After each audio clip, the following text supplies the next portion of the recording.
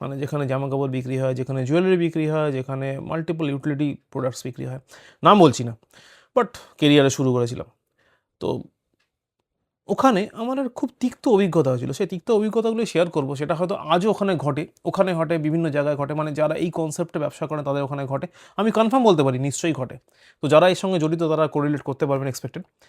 কী হয়েছিল, আমি তো নতুন নতুন চাকরি, মনে প্রচুর আশা, প্রচুর স্বপ্ন নিয়ে জয়েন করলাম, যা বলবে সব করে দেবো, ইন্ডিয়ান আর্মির মতো, কোনো বাধা নেই, কেউ ঠেকাতে পারবে না, শুধু বলবে মুখ থেকে কী করতে হবে, ডান।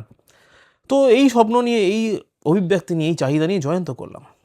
যত দিন গেল আস্তে আস্তে দেখলাম, কি দেখলাম মন দিয়ে শুনুন। ধরুন অর্গানাইজেশন, মলটার নাম হচ্ছে এ, সেখানে এ কোম্পানির নিজস্ব কিছু স্টাফ রয়েছে, হয়তো সেটা 10 জন 12 জন 20 জন, হোয়াট এভার ইট ইস। সেই এ অর্গানাইজেশন মানে এ মলে বা এ স্টোরে XYZ DEFGH মাল্টিপল আলাদা আলাদা ছোটো ছোটো ব্র্যান্ডস রয়েছে। সেই ব্র্যান্ডগুলো কী করে, নিজেদের প্রত্যেকের জন্য, নিজের প্রত্যেকের প্রোডাক্ট সেল করার জন্য একটা করে নিজেরা স্টাফ রিক্রুট করে, যারা ওই মলে দাঁড়িয়ে কাজ করে। এবার ঠিক আছে কাজ করে, মানে এটা যদি তুমি, মানে আমি ভেতরে ছিলাম বলে জানি। এবার যারা বাইরে থেকে দেখে তারা ভাবে মলের এত স্টাফ, বাবা প্রচুর স্টাফ তো, কিন্তু ব্যাপারটা এরকম হয় না। ব্যাপারটা হয় যেটা, মলের স্টাফ খুব কম থাকে, মানে হাতে গোনা স্টাফ থাকে, বাকি যত স্টাফ থাকে সব ওই পার্টিকুলার ব্র্যান্ডসের স্টাফ থাকে। এই অবধি তো ঠিকই ছিল, অসুবিধা কী আছে? অসুবিধাটা ওখানে না, অসুবিধাটা হচ্ছে মল কি করে একটা সময়ের পরে নিজেদের যাবতীয় যা চাহিদা ওই ব্র্যান্ড স্টাফগুলোর ওপর চাপিয়ে দেয়।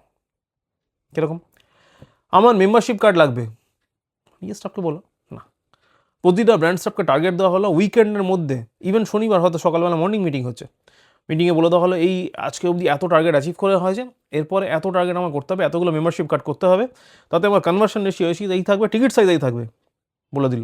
নিজের স্টাফকে বল ভাই, ব্র্যান্ড স্টাফদের ওপর করতে হবে, কারণ ব্র্যান্ড স্টাফদের কোয়ান্টিটি অনেক বেশি, নিজের স্টাফরা পারবে না ওই টার্গেট অ্যাচিভ করতে, ওই টার্গেট অ্যাচিভ করার জন্য ব্র্যান্ড স্টাফদের ওপর প্রেশার ক্রিয়েট করতেই হবে। আর প্রতিটা ব্র্যান্ড এই চাপটা সহ্য করে নেয়, কারোর মুখ থেকে কথা বলার জায়গা নেই যে আপনি তো আমার স্টাফকে রেখেছি আমার প্রোডাক্ট বিক্রি করার জন্য, আমি স্যালারি দিই ভাই, তুমি কেন বলবে?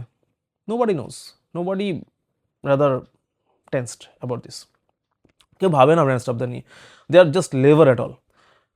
কেউ একটা বলেছিল যে ব্র্যান্ড স্টাফরা আমাদের কাছে it's not asset, their budget, মানে বছরের বাজেট তারা। তো এই হলো ব্যাপার। আমার প্রশ্নটা ওখানেই, যদি কারো জানা থাকে বলবেন, কতদিন চলবে এই জত্তাইয়ার, কতদিন সহ্য করবে বাঙালি, ভাবুন।